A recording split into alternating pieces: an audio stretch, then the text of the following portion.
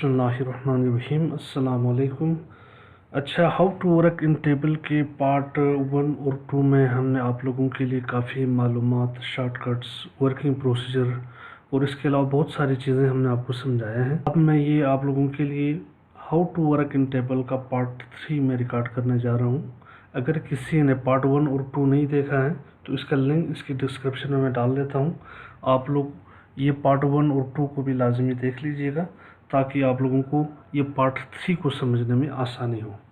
अब हम पार्ट 3 में जिस तरह पार्ट 1 और 2 में ढेर सारे हमने आप लोगों के लिए शॉर्ट कमांड्स बताए थे, अब पार्ट 3 में भी हम वर्किंग प्रोसीजर को बेहतर और तेज़ तरीके से करने के लिए कौन कौन से शॉर्ट कमांड यूज़ किए जा सकते हैं वो हम प्रैक्टिस शुरू करेंगे। अच्छा, अब मैंने MS वर्ड की एक फ़ाइल खोल लिया है। इसमें मैंने एक टेबल बनाया है। इस टेबल के अंदर कुछ डेटा मैंने एंट्री किया है। आप चेक करें, ये जो डेटा मैंने यहाँ पे इंटर किया है, इस डेटा को अगर आप गौर से देखें तो आपको देखने को मिलेगा इसमें कुछ चीज़ें बेतरतीबी के साथ पड़ा हुआ है। अब हम इस कंटेंट को, इस डेटा को अगर हम फिट करना चाहें, फिट दो तरीके से कर सकते हैं। एक तो ये जो MS ऑफिस की जो हमें विंडो नज़र आ रहे हैं, MS वर्ड की जो लेयर हमें दाएं बाएं से मार्जिन नज़र आ रहे हैं, यानी इस विंडो के जो वर्किंग एरिया है, इस वर्किंग एरिया के मुताबिक अगर हम इसको फिट करना चाहें तो भी हम कर सकते हैं। दूसरा, जितना डेटा हमने यहाँ पे एंट्री किया है, इसके अंदर जितनी कंटेंट हमने फिक्स किया है, इस कंटेंट के मुताबिक भी इस टेबल की लाइनों को, रो को, कॉलम को हम सेट कर सकते हैं। अब देखें यहाँ पे ये पहला जो रो है इसके अंदर डबल मतलब लाइन आ गए हैं। इस तरह यहाँ पे भी डबल लाइन है, इस तरह यहाँ पे भी सिर्फ एक वर्ड की वजह से डबल लाइन है। तो हम इन चीज़ों को ऑटोमेटिकली एक लाइन में कैसे सेट कर सकते हैं कि एक शॉर्ट कमांड, एक हल्का सा शॉर्ट कमांड आप दे दें और 1 बाय 1 आपको एक एक चीज़ें पकड़ कर आपको एडजस्ट करने की ज़रूरत पेश ना आए। फर्स्ट करें, अगर मैं इनको एडजस्ट करना चाहूँ तो मैं एक तो यहाँ से लाइनें पकड़ के भी मैं कर सकता हूँ, लेकिन इसमें इशू ये होगी कि एक लाइन को पकड़कर एक को सेट करते करते दूसरे की एडजस्टमेंट ख़राब हो जाएगी, दूसरे के एडजस्टमेंट को सेट करते करते तीसरे की एडजस्टमेंट ख़राब हो जाएगी। तो इसके लिए एक शॉर्ट कमांड है कि आप ये सारे लाइनों को एक साथ कैसे एडजस्ट कर सकते हैं। यानी Alt+A+F, जैसे ही मैंने Alt+A+F डाला है, ये जो हमारे टेबल थे इस बेतरतीबी के साथ पड़ा हुआ था, अब मैंने जैसे ही Alt+A+F किया है, देखिए ऑटोमेटिकली ये कंटेंट के मुताबिक एडजस्ट हो गए हैं। अब आपको लग रहे हैं जो चीज़ मैंने एडजस्ट की है, टेबल को मैंने सेटअप किया है, इस टेबल का रुख, इस टेबल का जो वज़न है लेफ़्ट साइड की तरफ थोड़ा सा ज़्यादा है। यानी इसका मार्जिन आप चेक करें, यहाँ से यहाँ ज़्यादा है, कम है, और यहाँ से यहाँ काफ़ी जगह खाली पड़ी हुई है। यानी राइट साइड पे काफ़ी जगह खाली हुई है, लेफ़्ट साइड पे जगह कम हुआ पड़ा है। अब इसको कैसे आप बराबर कर सकते हैं?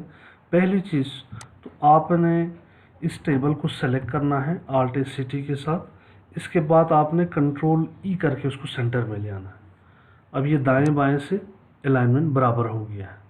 लेकिन बाज़ औक़ात आप इसको, ये देखें, Alt+A+W करेंगे तो ये भी आपकी टेबल चौड़ा हो जाएगी और दाएं बाएं से जगह बराबर हो जाएगी।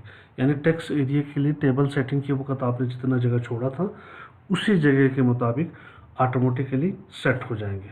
तो आज मैंने आप लोगों को दो कमांड्स, यानी एक तो जितनी हमने कंटेंट टेबल के अंदर डाला है, डेटा को डाला है, इसको हमने ऑटो फिट कैसे करना है कंटेंट के मुताबिक और विंडो के मुताबिक। कंटेंट के मुताबिक इस जितनी हमने डेटा डाला है, इस कंटेंट के मुताबिक हमने डेटा को फिट करने के लिए Alt+A+F। दूसरा, अगर विंडो के मुताबिक फिट करना, Alt+A+W। ठीक है, ये दो कमांड्स अगर आप याद रखें, इसके साथ आप काम करने की कोशिश करें तो आपके लिए बहुत परफॉर्मेंस आपकी तेज़ हो जाएगी। और इसके अलावा अगर आप यहाँ से जो भी डेटा आपने सेंट्रलाइज करना है उसको सेलेक्ट कर लेंगे। सेलेक्ट करने के बाद आप राइट साइड पे क्लिक करेंगे, इसके बाद ये सेल अलाइनमेंट में आएंगे। आप इसके बाद सेंटर में करें तो ये सेंटर में आएगा। लेकिन अगर आपने इसको किसी साइड पे करना है, कॉर्नर पे करना है, नीचे करना, ऊपर करना, फर्स्ट करें मैं राइट साइड पे करता हूँ, ये देखें सारा डेटा राइट साइड पे आ गया। अमूमन जो शुरू के जो 2 लाइनें हैं नेम वगैरह, फादर नेम वगैरह, ये लेफ़्ट टू राइट ही रहने देते हैं। इसके बाद अगर इस तरह की डेटा इन फिगर में है, डिजिट में है, तो इनको सेंटर किया जाता है। तो इसके लिए फिर आप ये सेल अलाइनमेंट पे क्लिक करें, इसके बाद आप सेंटर करें, तो इस तरह आपका सेल अलाइनमेंट सेट हो सकते हैं। अच्छा, इसके बाद मैं आप लोगों को एक और अहम कमांड बताने जा रहा हूँ, वो है टेबल की प्रॉपर्टीज़। टेबल की प्रॉपर्टीज़ में जाकर हम क्या क्या चीज़ें देख सकते हैं, सेट कर सकते हैं। अब ये जो टेबल मैंने यहाँ पे डाला है, अगर इसकी कोई बॉर्डर शेडिंग वगैरह चेंज करना हो, इसकी सेल अलाइनमेंट वगैरह अगर हमें सेटिंग करना हो, तो आप सबसे पहले टेबल को सेट करेंगे, या फिर टेबल के अंदर कहीं पे भी रख के, कहीं पे भी रखकर Alt+A+R करेंगे तो ये टेबल प्रॉपर्टीज़ का मेनू निकल आएगा। ठीक है, इस टेबल प्रॉपर्टीज़ के ऊपर आप मेनू में देखेंगे तो टेबल है, रो है, कॉलम है, सेल है। अब इसमें हर एक के साथ इस तरह के आपको फंक्शंस नज़र आएंगे।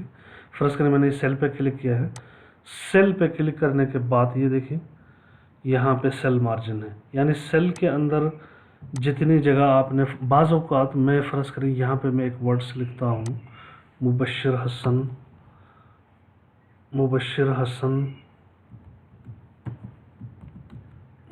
हसन ख़ान नियाज़ी। ठीक है, मुबश्शिर हसन ख़ान नियाज़ी, एक लंबा मैंने नाम लिखा है। अब इस नाम को मैं एडजस्ट करने के लिए दाएं बाएं खींचते नहीं रहूँगा। अब मैं चाहता हूँ कि इस नाम को ऑटोमेटिकली फिट हो जाए।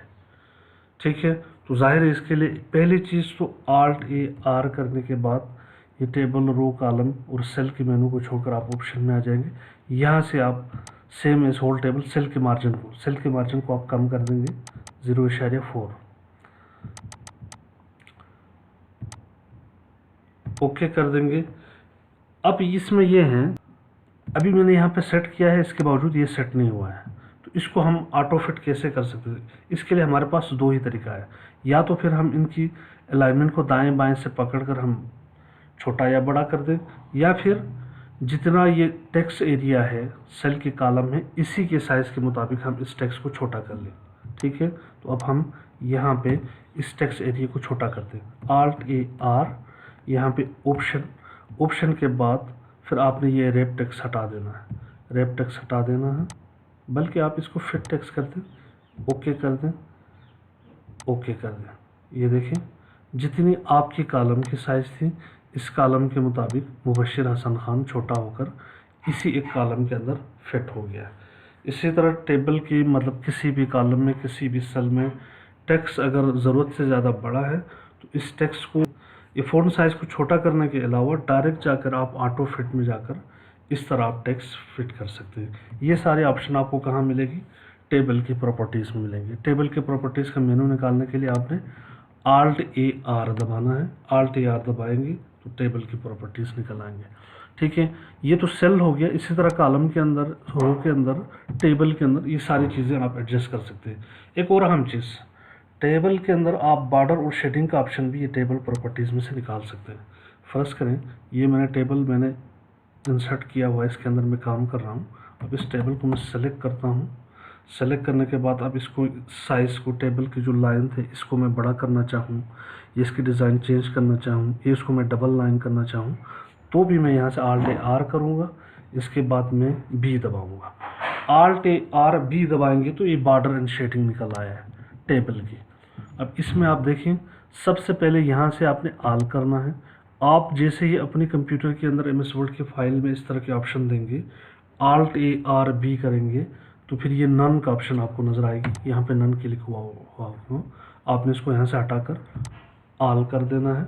ऑल करने के बाद आप इसकी जो लाइन थे, टेबल की जो लाइनें हैं, इनकी डिज़ाइन आप यहाँ से अपनी मर्ज़ी से आप चेंज कर सकते हैं। फ़र्ज़ करें मैं अभी डबल लाइन रखता हूँ, अब इस लाइन के साइज़ को भी आप यहाँ से छोटा या बड़ा कर सकते हैं। ठीक है, अभी मैं डबल लाइन किया है, लेकिन मैंने लाइन में छोटा, बल्कि थोड़ा सा मैं बड़ा रखता हूँ। इसके बाद मैं यहाँ पे ओके कर दूँगा। ये देखें मेरी टेबल की जो लाइनें थे ये सारे डबल हो गए हैं। अब इस लाइन को मैंने थोड़ा सा पहले की निस्बत बढ़ा दिया। पहले हमारे पास क्या था? ये था। अब इसके बाद में जो हमने Alt+A+R B जाके बॉर्डर एंड शेडिंग से जो सेटिंग की है, इसके बाद इस तरह लाइन डबल हो गई है। ठीक हो गया। तो टेबल प्रॉपर्टीज़ में यही चीज़ें हैं, और इसके अलावा जितनी आप यहाँ पे छेड़ेंगे आपको पता चल जाएगा। आप टेक्स्ट के कंटेंट को आप राइट टू लेफ़्ट कर सकते हैं, लेफ़्ट टू राइट कर सकते हैं। इनके मेजरमेंट आप परसेंटेज के हिसाब से रख सकते हैं, ये इंच के हिसाब से अगर आपने रखना है, ठीक है। आप इनके अलाइनमेंट को यहाँ से भी सेट कर सकते हैं। पहले वो मैंने आपको की एरो की के ज़रिए राइट साइड पे क्लिक करने के बाद मैंने आपको दिखा था। आप यहाँ से भी आप सेट कर सकते हैं। आप सेंटर में रखना है, दरमियान में रखना है, जहाँ पे मर्ज़ी आप रखना चाहें। इसके बाद जो भी सेटअप आप अपनी मजाज के मुताबिक आपको जहाँ पे रिक्वायरमेंट है वो करने के बाद आप यहाँ पे ओके कर देंगे तो ऑटोमेटिकली ये चीज़ें सेट हो जाएंगी। ठीक हो गया। अब इसके बाद टेबल के अंदर टेक्स्ट डायरेक्शन को हम कैसे चेंज कर सकते हैं। टेक्स्ट डायरेक्शन से मुराद, फ़र्ज़ करें यहाँ पे मैंने ये जो लिखा है केमिस्ट्री, ये तो मैंने लेफ़्ट टू राइट लिखा हुआ है। इस तरह ये सारी चीज़ें लेफ़्ट टू राइट लिखा हुआ है, जैसा कि आम नॉर्मली जो इंग्लिश हम लिखी जाती है। लेकिन अगर हम इसको ऊपर से नीचे लिखना चाहें, इसकी डायरेक्शन को, या नीचे से अगर हम ऊपर ले जाना चाहें, तो ये कैसे चेंज कर सकते हैं। इसके लिए सबसे पहले फ़र्ज़ करें अगर आपने पूरी रो के अंदर जितने हमने जो लिखा हुआ है टेक्स्ट, इन सब की चेंज करना है, तो हम इस रो को सेलेक्ट करेंगे Alt+A+C+R करके। इसके बाद एक शॉर्ट कमांड है Alt+O+X करेंगे, टेक्स्ट डायरेक्शंस का मेनू आएगा आपके सामने। ये देखें, टेक्स्ट डायरेक्शन का मेनू आपके सामने आ गया है। अब अगर नीचे से ऊपर करना है तो आप यहाँ पे क्लिक करेंगे। ये देखिए नीचे से ऊपर हो गया, ये प्रीव्यू आपको दिखा रहे हैं। अगर ऊपर से नीचे करना है तो यहाँ पे इस तरह की प्रीव्यू आ जाएगी। तो हम फिलहाल ऊपर से नीचे कर रहे हैं। इसके बाद मैं यहाँ पे ओके कर दूँगा। ये देखें मेरा टेक्स्ट की डायरेक्शन से ऊपर से नीचे हो गया। अगर आप इसको दोबारा सेलेक्ट करें इस रो को, इसके बाद आप इसको सेंटर में, लाइन को सेंटर में करना है, Alt+A+R करें, इसके बाद C करें, यानी Alt+C करें, ओके कर दें, ये सेंटर में आ जाएगी। Alt+C+R करें, इसके अंदर इसी लाइन में रखकर आपने Alt+C+R करके इस पूरे रो को सेलेक्ट करना है। रो को सेलेक्ट करने के बाद आप यहाँ से सेल अलाइनमेंट में जाकर आप यहाँ से सेंटर कर सकते हैं। ठीक है, तो देखिए जो टेक्स्ट मैंने एंट्री किया हुआ था फर्स्ट रो के अंदर, सीरियल नेम, फादर नेम, कुछ सब्जेक्ट के नाम दिया हुआ था, अब इसके डायरेक्शंस ऊपर से नीचे हो गए। इस तरह आप नीचे से ऊपर भी कर सकते हैं। ठीक है, या फिर आप रूटीन में जो आप लेफ़्ट टू राइट रखते हैं आप वो भी रख सकते हैं। तो ये टेक्स्ट डायरेक्शन को चेंज करने का तरीक़ेकार है। बाकी एक और अहम चीज़, यहाँ पे बाज़ औक़ात हमें सेल को आपस में मिलाना पड़ते हैं। पिछली जो पार्ट 2 में, लेक्चर नंबर 12 में हमने आपको समझाया था कि हम टेबल को कैसे डिवाइड कर सकते हैं, तकसीम कर सकते हैं, सेल को कैसे तकसीम कर सकते हैं। लेकिन बाज़ औक़ात ऑलरेडी कुछ सेल हमारे पास डेटा है, इस डेटा को हमें आपस में मर्ज करना पड़ सकता है। हमें ज़रूरत पड़ जाती है 2-4 टेक्स्ट को, सेल को हम आपस में मर्ज करें। तो ये कैसे मर्ज करते हैं, इसका तरीक़ाकार, इसके लिए एक शॉर्ट कमांड है। आप यहाँ से फ़र्ज़ करें जितनी सेल को आपने मर्ज करना है, पहले आप उसको सेलेक्ट करेंगे, उसके बाद आप Alt+A+M, जैसे ही आपने Alt+A+M जो मतलब आपने कमांड दिया है, देखें ये आपकी तीनों सेल आपस में मर्ज हो गया है। इसके अंदर जितनी डेटा था वो मिल गई है। इसी तरह ये तो रो में है, ऊपर से कॉलम को अगर आप मर्ज करना चाहते हैं तो आप सेलेक्ट करेंगे, इसके बाद Alt+A+M, ये मर्ज हो सकते हैं। स्मार्ट तरीके से काम करना है MS ऑफिस के अंदर, एक्सेल के अंदर, MS वर्ड के अंदर, अगर आपने एक्सपर्ट बनना है तो इसके लिए आपको ये छोटी छोटी शॉर्ट कमांडें हैं। अगर आप याद रख के उनके साथ एक्सरसाइज करने की कोशिश करेंगे तो आप अपनी प्रोफेशनल लाइफ में बहुत कम वक्त में बहुत तेज़ी के साथ आप काम कर सकते हैं। इससे आपके न सिर्फ एनर्जी की बचत होगी बल्कि वक्त की बचत होगी, क्योंकि आजकल मसरूफियात का दौर है जहाँ हर बंदा बहुत बिजी होता है। वहाँ कोई भी छोटी सी हो या बड़ी टास्क हो या लंबी कोई काम हो, आप मिनटों में आप इन कामों को, इन सारे शॉर्ट कमांड को याद रखकर आप बड़ी आसानी के साथ कर सकते हैं। ठीक हो गया। अब इसके बाद मेरे ख्याल में आज के लिए फिर ये वीडियो लेंथी हो रहे हैं तो मैं यहीं पे बस करना चाहता हूँ। इंशाल्लाह अगली लेक्चर में, अगली वीडियो क्लिप में इस तरह की ढेर सारी मालूमात और इन्फॉर्मेशन के साथ आपके सामने हम आ जाएंगे।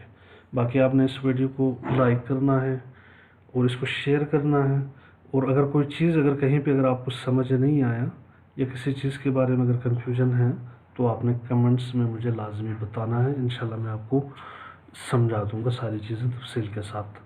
Thank you very much.